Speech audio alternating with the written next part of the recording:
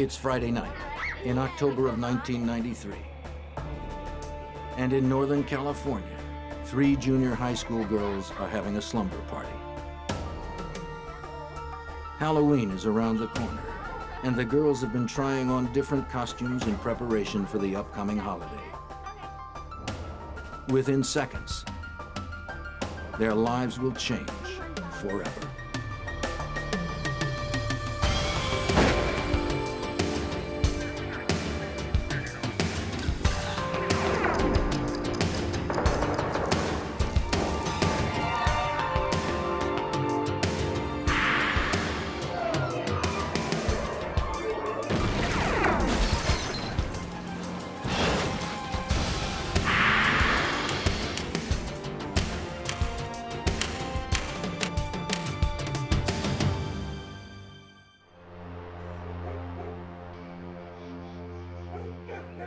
October 1st, Polly Klaas and Jillian Pelham were waiting for another friend outside of Polly's house in Petaluma, California.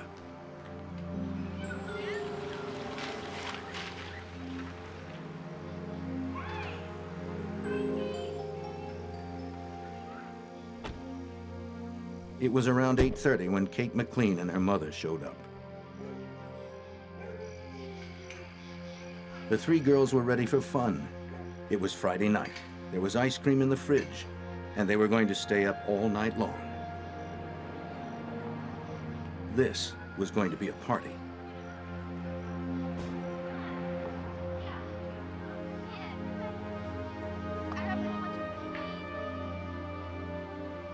No one had any idea of the danger that lurked so close by.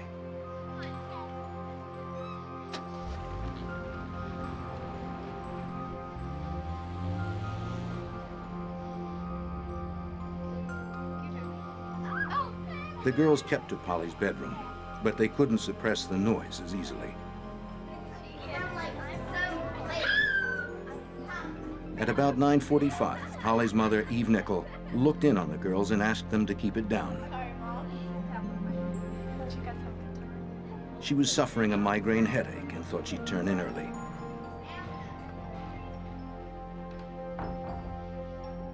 Eve's bedroom was right across the hall from the girls, and although she had chided them about the noise, she was pretty sure it would only take a few minutes for the 12-year-olds to get noisy again.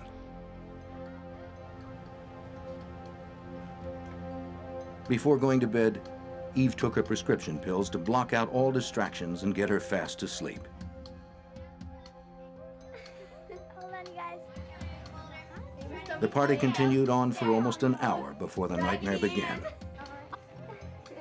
That was cute. Yeah. I'm gonna get the sleeping bags, okay? Okay. It was around 10:30 when the intruder entered the room. Hi. At first, Kate and Jillian thought it was a joke. Then they saw the knife. He told them if they screamed, he'd slit their throats.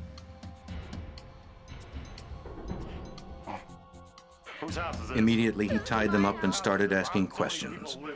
He wanted to know which girl lived there and who else was in the house. Polly spoke up. The girls were terrified and crying. And he assured them that he wasn't going to hurt anyone, that he was only there for money.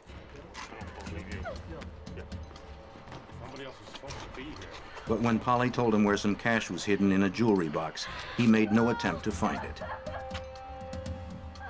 He gagged the girls and took the cases off some pillows to use as hoods.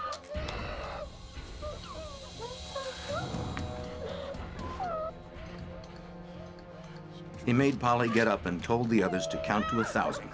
By the time they were done, he said she'd be back.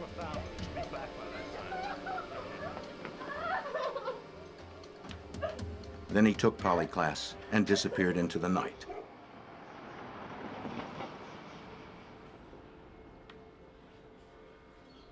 Petaluma police officers were called to the scene after the girls managed to free themselves and wake Polly's mother.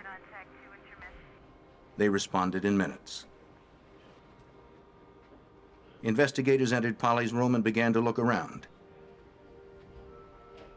The bedroom was in disarray and told of the events that had happened just minutes before.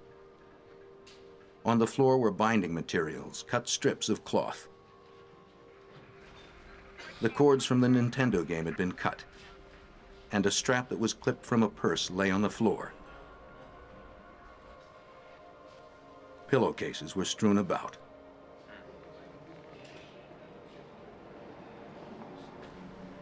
I know. What Petaluma Police Detective Mike Meese saw wasn't encouraging.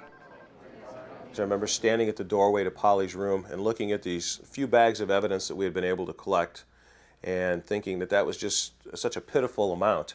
And I looked down at the rug and I talked to my partner, Larry Pelton, and said, "Let's take the rug."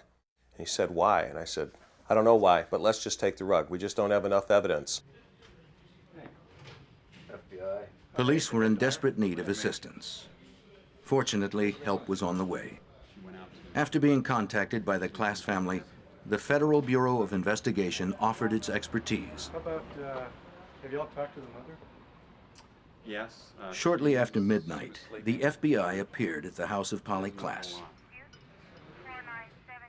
Typically, the Bureau handles kidnappings, and with $800 a year to investigate, they have plenty of experience.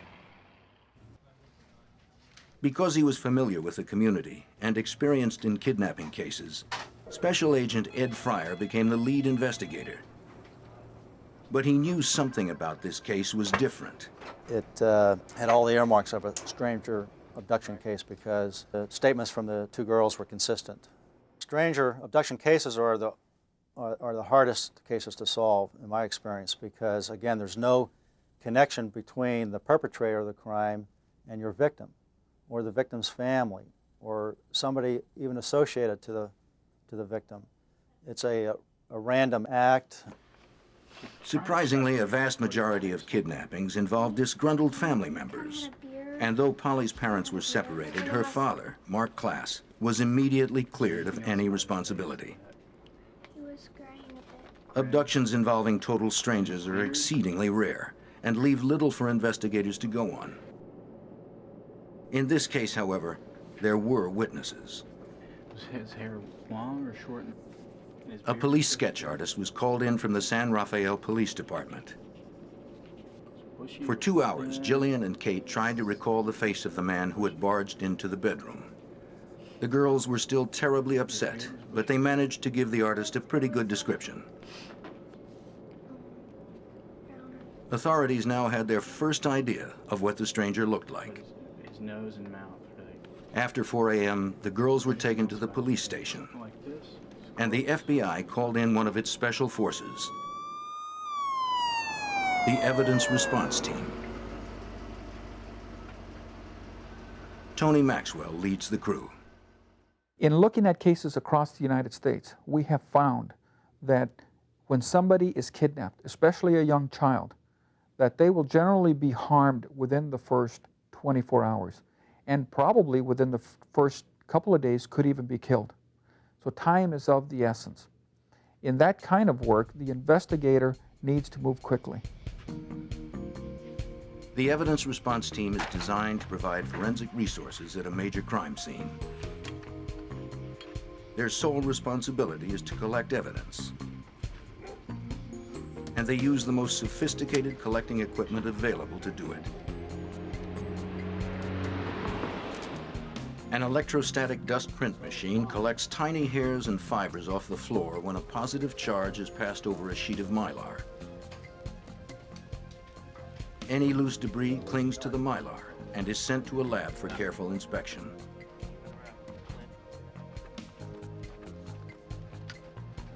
Although the police department had already dusted for fingerprints, they had come up with nothing particularly promising. But they didn't have access to the same equipment as the FBI. The alternate light source was a new method that employed a unique fluorescent powder, which when combined with a distinct ultraviolet light and amber-colored goggles, could illuminate many things that otherwise would remain hidden.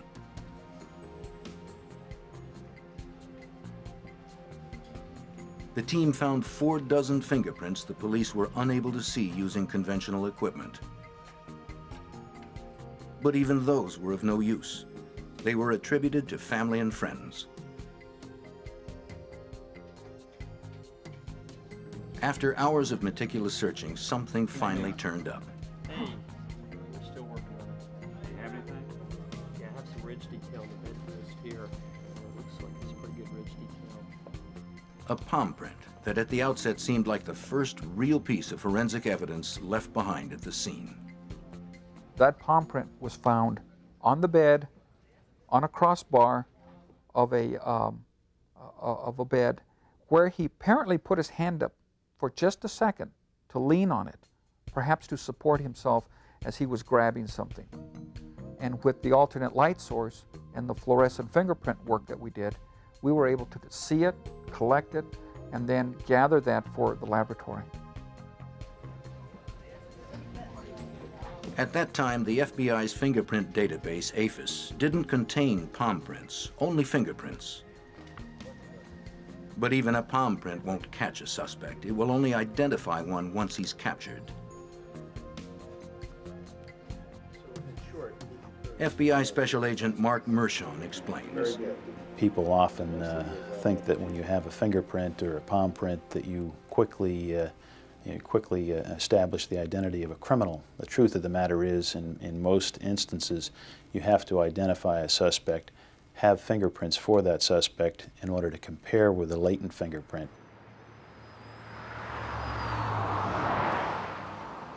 The hunt for the suspect prompted authorities to cover Polly's neighborhood inch by inch.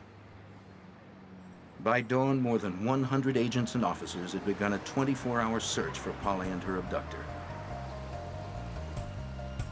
Helicopters and bloodhounds had been called out, and an all-points bulletin was issued by local authorities and the FBI.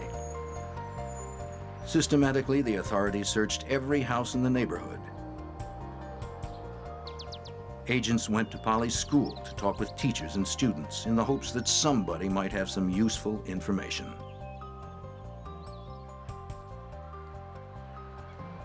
Investigators canvassed the neighborhood in pairs, asking if anyone had seen anything suspicious that night. One by one, they interviewed all of Polly's neighbors. Several people recalled seeing a stranger around the neighborhood that fit the description given by the girls. Thomas Georges and his friends were on their way to the video store at around 9 o'clock that night when he noticed a stranger standing in the shadows in front of Polly's house. Thomas knew everyone in his neighborhood, but he had never seen this man before. Returning home a few minutes later, the boys saw that the stranger was still there. The description Thomas gave to the authorities matched the suspect they were looking for.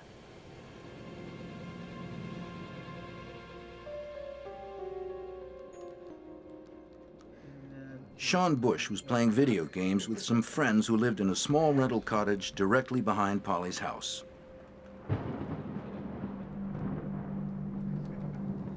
It was about 10:30 when Sean happened to glance out the window.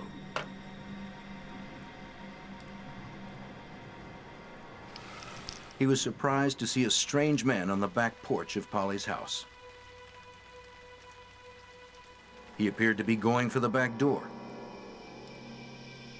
His description of the man also fit that of the suspect.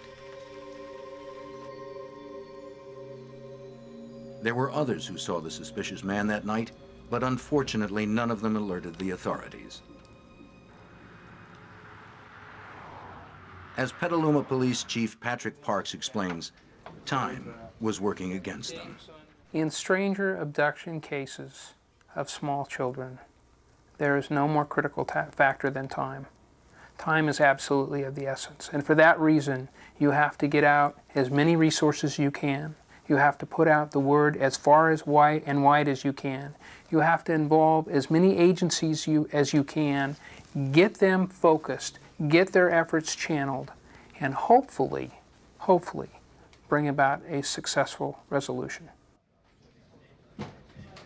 While officers continued to comb the neighborhood, FBI investigators began executing the standard operating procedure in cases like these. After eliminating family and friends as suspects, they focused on ex-cons who were registered as sexual offenders throughout Sonoma County.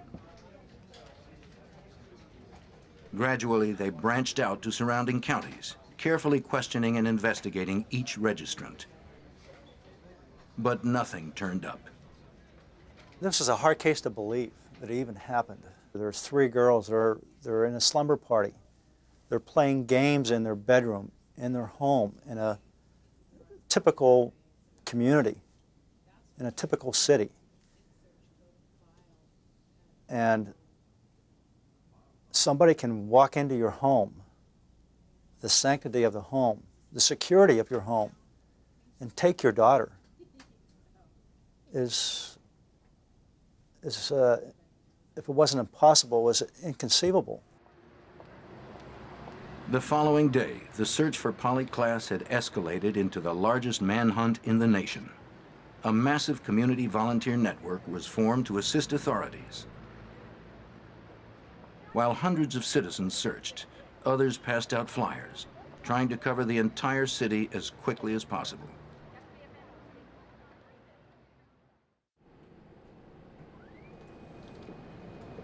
Back at the FBI's Trace Evidence Lab in Washington, D.C., forensic expert Chris Allen was carefully surveying the items collected from Polly's house.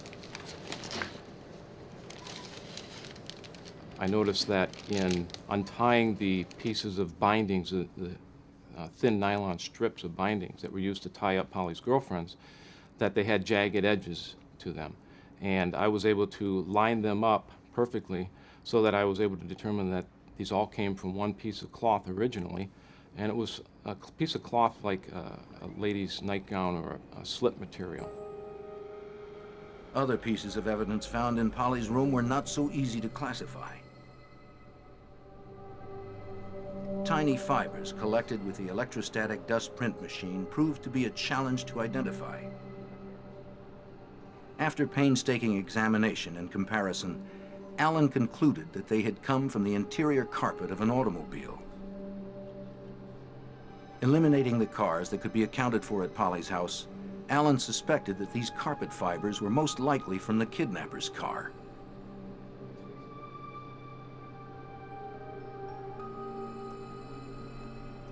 One more item Allen found was a little more personal to the suspect. I found in the vacuuming of the area rug that was in Polly's bedroom that she was playing on with her girlfriends, a dark brown, forcibly removed head hair. And I say forcibly removed because it had a 3 or 4 millimeter root sheath on it, actually skin material that comes out of the scalp when the hair is forcibly pulled or yanked out. If Polly had pulled a hair out of the suspect's head, it was evident that she didn't go without a struggle. But even a hair with DNA evidence couldn't bring investigators any closer to finding a suspect.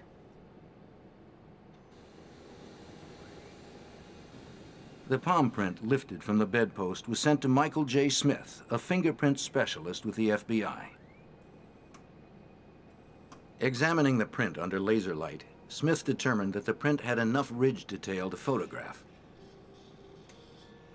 But the light emitted from the laser turned the print orange, and Smith needed to capture a black print on a white background. He instructed the photographer to reverse the color so that the finished print would appear the way it would on a fingerprint card. Now the print was indelible and could be filed until a suspect was apprehended. Investigators had unearthed some solid evidence, but it wasn't enough. Time was running out, and Polly Klaas was still out there, somewhere.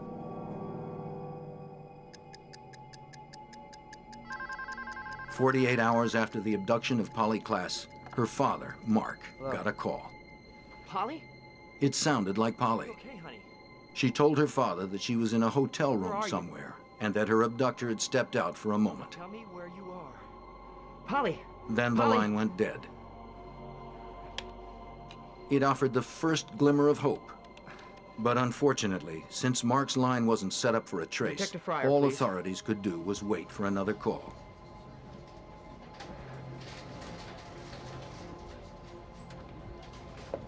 Word of the abduction spread rapidly. In 2 days, 50,000 flyers had been distributed. Community volunteers quickly organized a search command center to work in tandem with the police and FBI. It was an unprecedented grassroots effort. A telephone bank was manned 24 hours a day to field calls and tips. A copy of every lead that was phoned in was shared with the FBI and Petaluma police. Before long, the search center had screened 60,000 calls. Out of those, authorities were compelled to follow up on over 12,000 leads. Processing that amount of data would have been virtually impossible without help from an FBI computer processor. The FBI just happened to have the Rapid Start team. It was a relatively new concept with the FBI, where on an investigation with a high volume of information, we would computerize that information, essentially triage the value of the investigative leads and make the assignments and track the progress. Even with so many leads, there was one in particular that investigators were anxious to follow up on. When Mark Klaas received the first call, the FBI was powerless to do anything about it.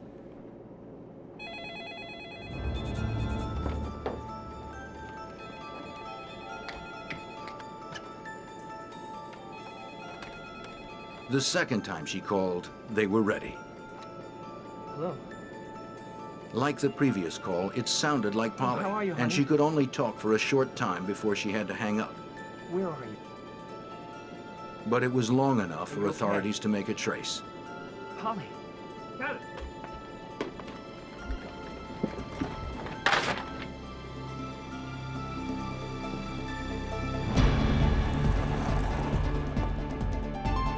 The FBI had traced the call to a house 30 miles away.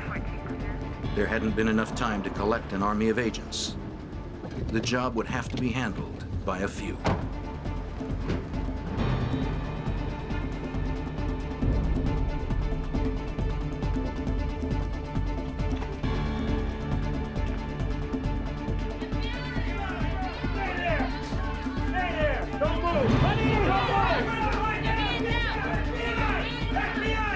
But something wasn't right.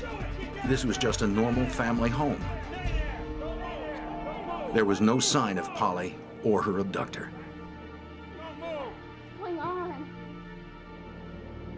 A terrible realization dawned on the agents. When they sat down with one of the girls in the house, she confessed to making the calls.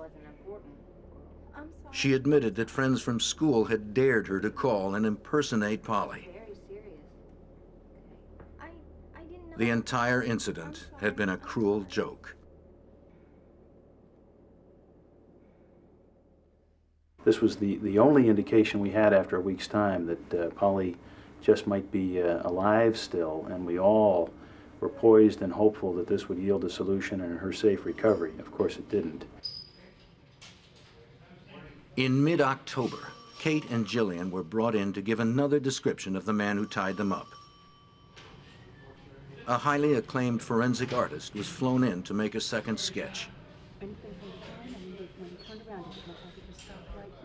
was pretty well cut. The artist was known for relaxing witnesses enough to coax an accurate description from them. The girls were less stressed than they had been that night, and were able to give her more to work with. No, they were. The second sketch was much more precise. This sketch looked like a person. New flyers were distributed immediately. There was no time to waste. But if you look back at true stranger abductions, we have this rule of thirds. The children who are abducted, typically 1/3 are recovered alive, 1/3 are recovered dead, and 1/3 are simply never heard from ever again. That's what we faced in this particular investigation, and that, I think, was one of our motivations to keep the sustained effort up. After a reward had been offered for Polly's return, authorities received a call demanding a $10,000 ransom. They traced the call to a Petaluma apartment building. This time a SWAT team showed up in force. They were not going to take any chances.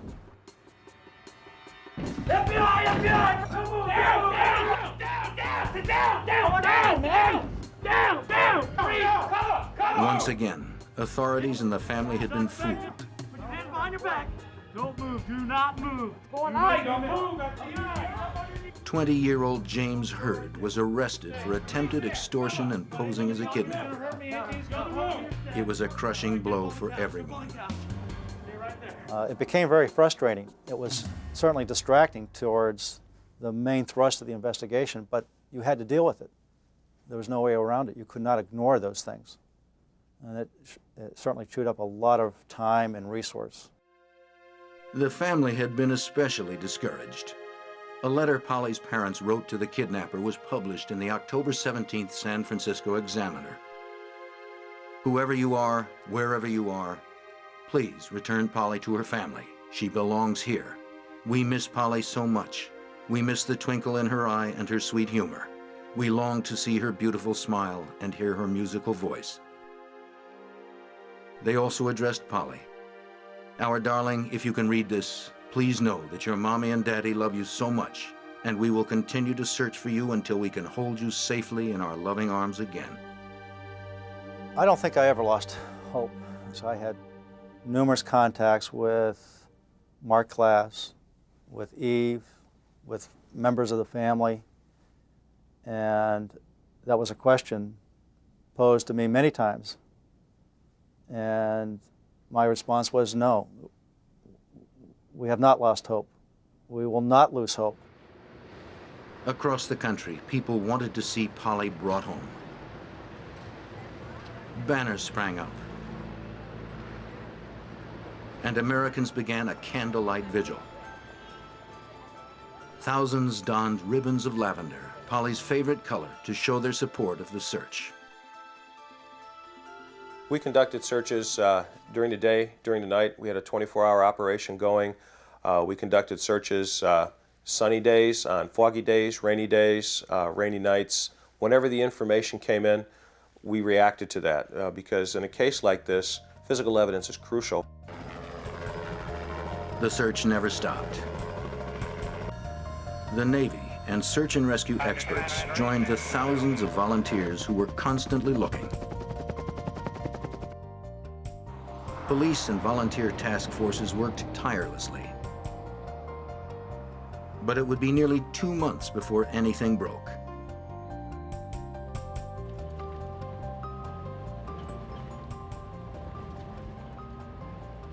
November 28, 1993. It was 2 months after Polly Klaas was kidnapped that authorities got their first real lead. Thanks for coming, okay? I've got some items I want to show you out in the clearing. In Sonoma County, a sheriff's deputy was called out to the house of Dana Jaffe. It sat at the end of a long, winding drive off Pythian Road.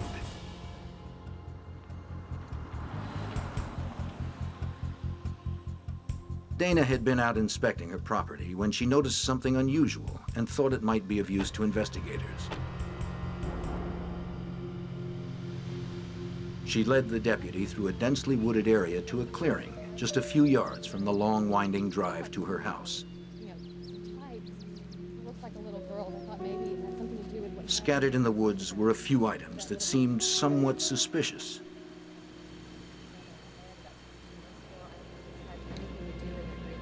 There was a large piece of silk cloth that had been fashioned into what appeared to be a hood. A couple of strips of packing tape were on the ground. Yeah, it was about 2 months ago. We couldn't do anything about it. They ran his place. A pair of young girl's tights had been tied into a knot, and human hair was entangled in the knot. Other debris surrounded the area.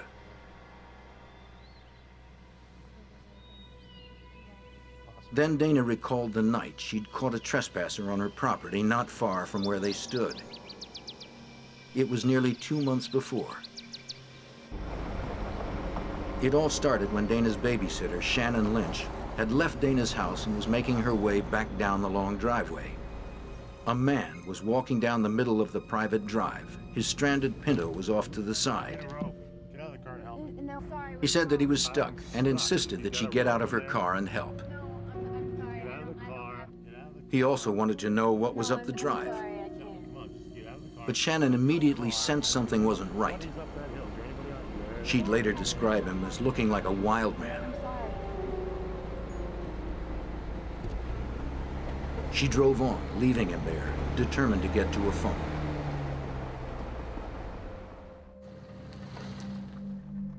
Shannon found a payphone about 2 miles down the road and hurried to call her friend. She was anxious to get a hold of Dana and warn her of the scary man trespassing on her land. Dana didn't waste any time. She grabbed her daughter and a baseball bat and took off down the hill. She saw the car, like Shannon had said, but the strange man was nowhere in sight. She continued down into town and called the police.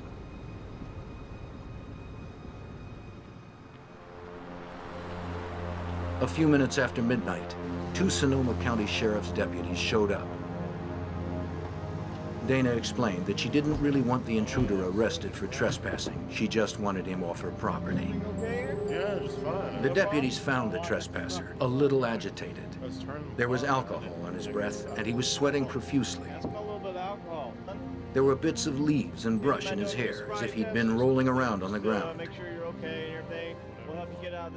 He told them that he'd been out sightseeing when he realized that he was on private property. When he tried to turn around, he got his car stuck on the side of the drive. He blurted out that he'd been under the car trying to free it, but the deputies didn't believe it. The way his car was trapped, there wasn't enough room for a person to get underneath. You gotta move on, you gotta pass 10, 2, 1003, 1000. The deputies administered some roadside sobriety tests, but he passed them all. Looking in his car, they found some cans of beer in a plastic bag and a small duffel bag in the back seat. When they asked him if he'd been drinking, he actually opened a beer and began to drink it. Pour the beer out, all right? We can't let you be drinking any of that. They immediately made him pour it out and then told him they wanted to pat him down. He became extremely upset. Just leave me alone, just keep that stuff away from me, all right? Cigarette out for me. Now, here you go. To make him comply, the deputies told him they would be within their rights to run him in on trespassing. After he'd heard this, he calmed down considerably. They searched him carefully and continued questioning him, but could find nothing incriminating. He was just odd. The deputies remained suspicious, but when they ran his license, it checked out. His driving record was clean, and he had passed the sobriety tests. They had held him for about 45 minutes already, and they had no legal means to detain him any further. There was nothing left to do but pull his car out and send him on his way.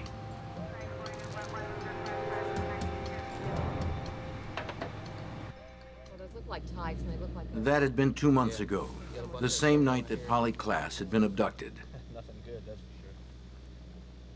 sure. A hood, bindings, a young girl's pair of tights. It was too much of a coincidence.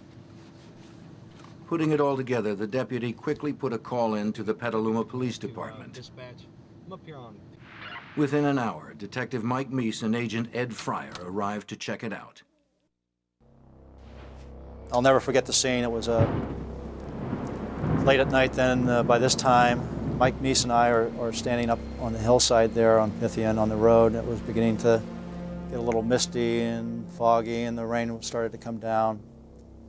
And we looked at each other, and we knew in our hearts that we had basically uncovered a very critical crime scene, that this was going to lead us to the resolution of this case. After the evidence was collected, investigators immediately began searching the Pythian Road site for any signs of Polly. We spent days searching the mountain with over 300 volunteers. I believe we had 25 to 30 search dogs, and we conducted extensive ground searches for Polly, believing that she was still alive. which was the premise that we were working on. As the search commenced, everything began to snowball. Authorities checked with the Sonoma County Police to get the full report of the incident that happened on Dana Jaffe's property.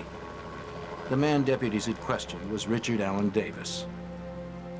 Accessing his criminal record revealed he had recently been paroled from an 8-year sentence for kidnapping. What we learned about Davis initially was 1976 he had been arrested for robbery and kidnapping and assault with intent to commit rape. We learned in 1978 he had been arrested for another kidnapping, as well as a couple of counts of assault with a deadly weapon. 1984 he'd been arrested for a kidnapping case, assault with a deadly weapon, including the use of a firearm, and armed robbery. You start reading these reports and realize, you know, hey, this guy's a bad actor. This is an individual certainly more than capable of being involved in a crime like this. The arrest photo on file matched the girl's description. His mother lived in Petaluma, giving him reason to have been there. The pieces were falling into place.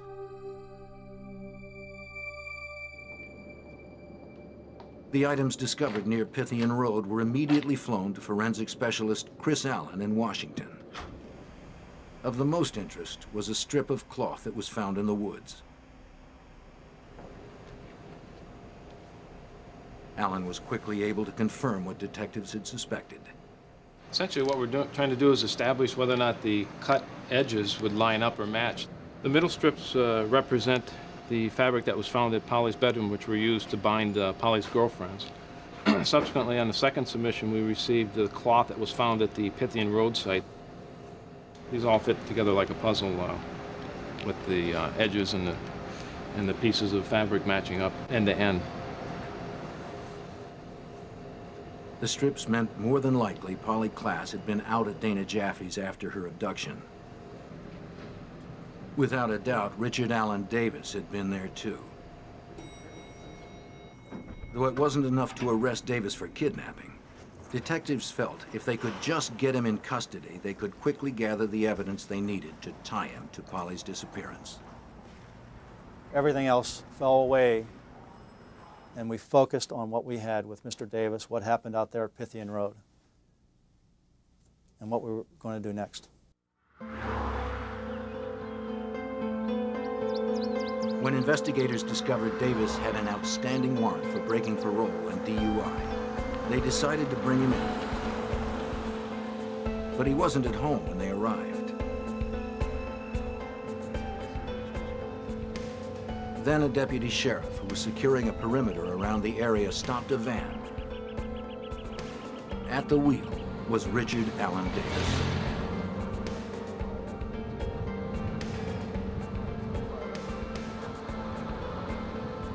When the deputy realized who he had, he calmly called it in to the investigators back at the house. Is there a problem, officer? No, sir. Just sit tight, okay?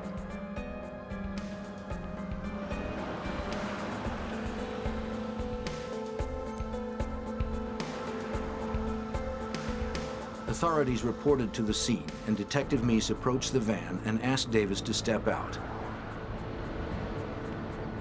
Step out of the van? He informed him that he was under arrest for violation of his parole. No. I'm Detective Meese. I'm arresting you for One thing I think it's important to understand how Richard Allen Davis was taken into custody, because it was such a low-key event, and because Mike Meese went ahead and handcuffed him. He did it in a very professional way, and he started a rapport going with Richard Allen Davis that later was very useful in bringing resolution to the case. It had been 2 months since Kate and Jillian had seen the man who took Polly Klaas, but they had no trouble picking him out of a lineup. Number one, step forward, please.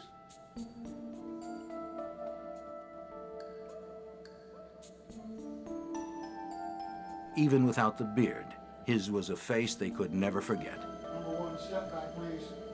Though he'd been arrested for parole violation, Davis was questioned about the kidnapping. He vehemently denied any involvement, but authorities let Davis know that if he wanted to talk, the door was open. So I took Davis into the hallway and I told him, I said, hey, look, what you need to know is we've got all the physical evidence it takes to make this case. And all you're looking at is a kidnapping right now. So if you want to talk about it, you got to let me know. And he made a non-committal response, didn't want to talk. And I remember patting my pockets looking for a business card, didn't have a business card with me. And I said, you know, I'm going to leave my name and number with those guys, meaning the correctional deputies. And if you ever want to talk about it, you know, give me a call. Back at the FBI latent fingerprint lab, Mike Smith was comparing the palm print found in Polly's bedroom with one that had been taken from Davis since his arrest. This was a crucial piece of evidence. Matching the two prints would undoubtedly link Davis to the abduction. After careful examination, the results were called in to Agent Fryer. I just got a call from FBI laboratory. They matched Davis's palm print to a palm print taken off of Polly's bedroom, or her bedpost. It was again one of those moments where there's butterflies in my stomach. Again, realized that this was really very powerful evidence. So I hung up the phone, and again there was a lot of noise and commotion in the command post. I stood up and I asked everybody, "Can I have your attention, please? Can I have quiet for a moment?" I said, we just got confirmation from our laboratory that we've matched this palm print taken from the bedroom to Davis. We can place him in the bedroom. And there was just a huge cheer from everybody. Papers were flying. It was just great news to everybody. This is it. It's concrete. He was in her bedroom. We can prove it. We had him nailed down.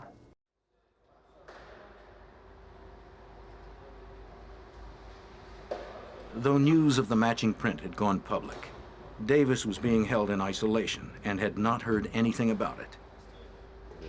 Then one day, a friend of his showed up for a visit. He urged Davis to talk to authorities and tell them where Polly was.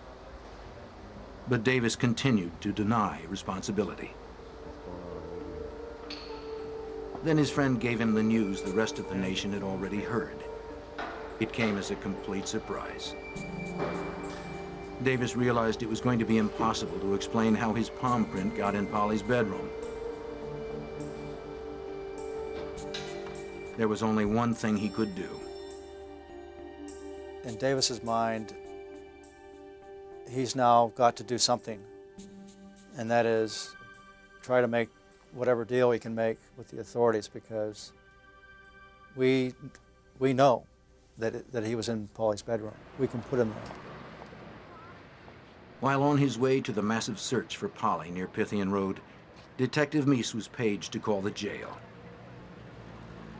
This was the moment everyone had been waiting for, and Meese was anxious about what he might find out. After this wait, you know, Davis comes on the phone, and I recognize the voice. So I know it's him, and I said, he says to me, he says, "Hey, I screwed up. I screwed up big time." Detective Meese and Special Agent Larry Taylor met with Davis in the interrogation room, where Davis related the details of the night of October 1st. Though he was living in something like a halfway house, he had applied for an overnight pass to go visit his mother in Petaluma. Unable to find her house, he had a few beers and walked the streets of Polly's neighborhood. At one point, he was stopped by a man who wanted to sell him some marijuana. He decided to go ahead and buy the joint. In Davis's own words, he got really buzzed and went to the store for more beer.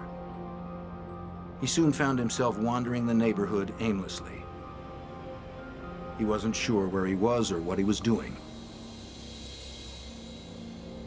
But Davis had come to the neighborhood prepared. He'd brought a bag packed with bindings and tape.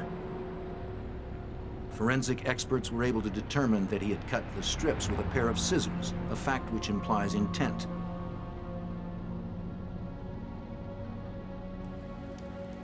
Then Davis said he randomly picked a house on the street and crawled into an open window. He remembered hearing TV voices and said he may have picked up a knife from the kitchen. He said he didn't remember anything after that. He claimed the next thing he knew, he was driving in his car and was surprised to find a young girl sitting next to him. She was complaining that her hands were tingling. According to Davis, he adjusted the straps for her and drove around wondering what he had done and what he should do next.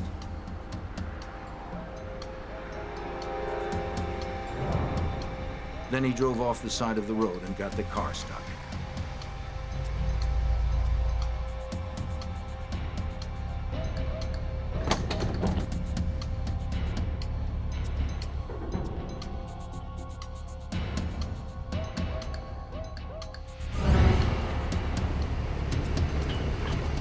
Once he realized he was stuck for good, he says he got Polly out of the car and carried her up a steep embankment about 30 yards away. Get out of the car! He planned to leave her in the darkness until he could figure out a way to free the car.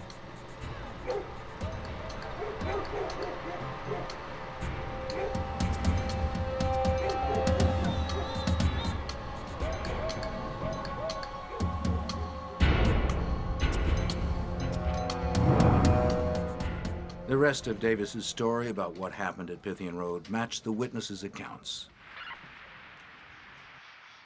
At the time of the incident, the bulletin about Polly's abduction was just going out over police radios.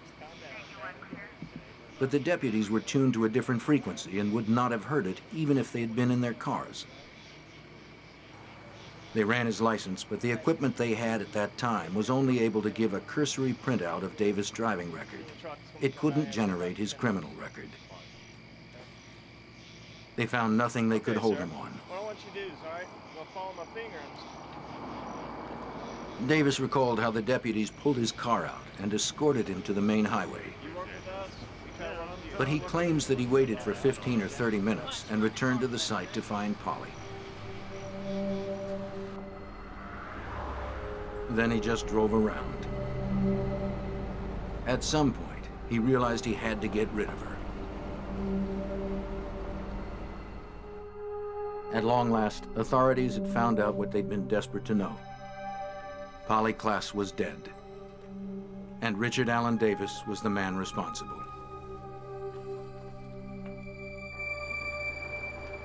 Davis agreed to take them to the site in a deserted area of Cloverdale where he had left the body. It was night, but inspectors felt the need to confirm Davis's story couldn't wait until daybreak. He led them to a field near an abandoned lumber mill. Out in the field, under some boards, investigators found the body of Polly Klaas.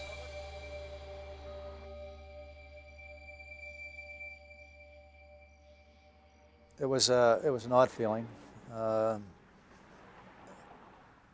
You're in the presence of somebody like Davis, and just a few yards away is what's left of a very beautiful, innocent 12-year-old.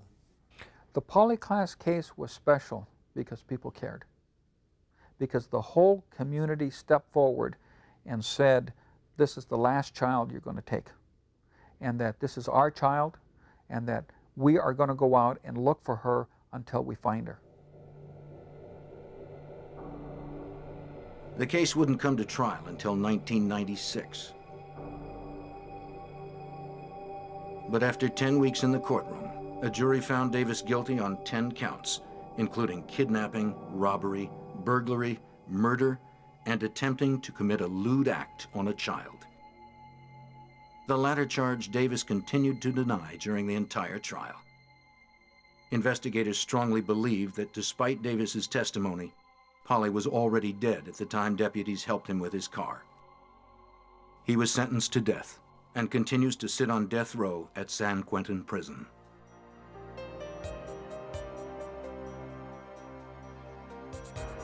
Polly Klaas left behind a legacy to save other lives. The way missing persons cases are handled has changed forever since the investigation. Law enforcement databases are linked to different agencies providing vital information to multiple jurisdictions. Missing persons bulletins are now sent out over all police channels. At routine pullovers and traffic stops, officers can access not only driving histories, but criminal records as well.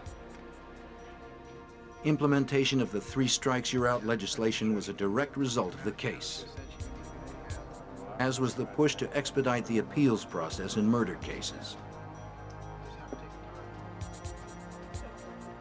And a foundation established in Polly's name aids the search for missing children. It looked just a little fuzzy on the website. Involvement of the FBI was critical to bringing resolution to this case. Had they not come in and gotten involved early on, it's doubtful we would ever have had resolution, or certainly that it would have been as quickly as it was, even though it seemed like a long time. The unique partnership that was formed between local police and the FBI set a precedent that continues to this day.